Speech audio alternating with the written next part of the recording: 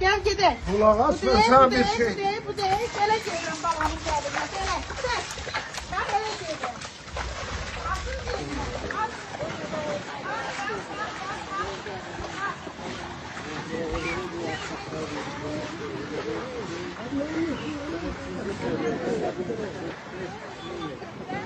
Bu suyun içinde insan durar.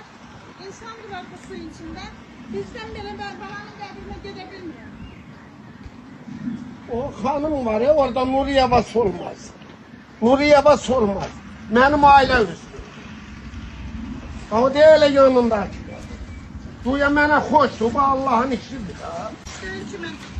O da diyelim de o da benim ailem üstü. Ziyaretine gidebilmedim. Babamı anlayabilmedim. Göl suydu bu. Göl suydu. Göl suyu değil, yağış. Pulunla almışam, pulunla. Eləcə gətirib mənə, heç kəs oradan bircə metr pulla vermədi. 3 metr torpağını aldım, 3 metrində, yarım metrində girdilər.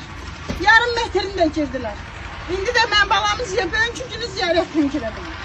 Gedebilirim. Hanım bu yağışın Yağış suyu değil, göl suydu. Hanım kurbağalar gəzir.